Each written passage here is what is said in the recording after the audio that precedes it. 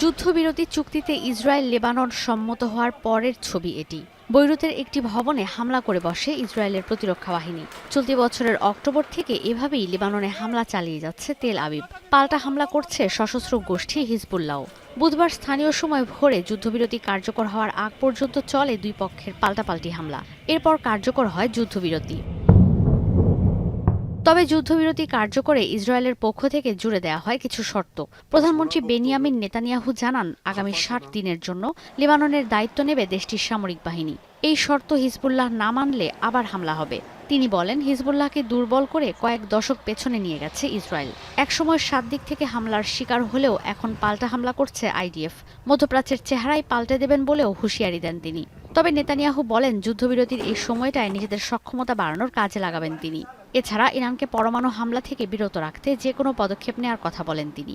השמדנו את מרבית הטילים והרקטות שלו, חיסלנו אלפי מחבלים והשמדנו את תשתיות התת-קרקע והטרור שסמוכות לגבולנו, תשתיות שנבנו במשך שנים. এদিকে যুক্তরাষ্ট্রের সঙ্গে আলোচনা করেই লেবাননের সশস্ত্র গোষ্ঠীর সঙ্গে যুদ্ধবিরতি কার্যকর করেছে ইসরায়েল। মার্কিন প্রেসিডেন্ট জো বাইডেন বলেন, ইসরায়েলের হুমকি হিসেবে কোনো সশস্ত্র গোষ্ঠীকে আর সহ্য করা হবে না।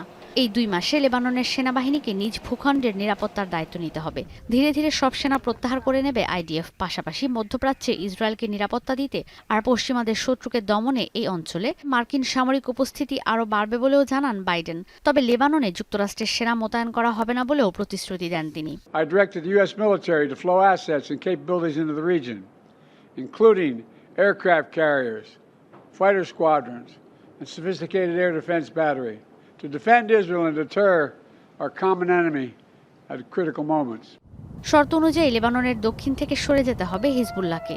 উত্তরের লিতানি নদীর আশপাশ থেকেও সরে যেতে হবে তাদের। এই উদ্যোগকে স্বাগত জানিয়েছে ফ্রান্স, অস্ট্রেলিয়া সহ অনেক দেশ।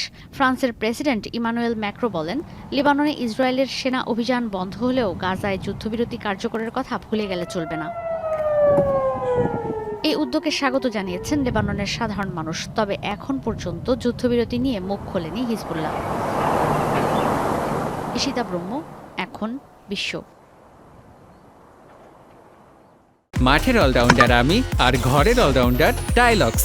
টাইলক্স টয়লেট ক্লিনার, ক্লিন মানেই টাইলক্স।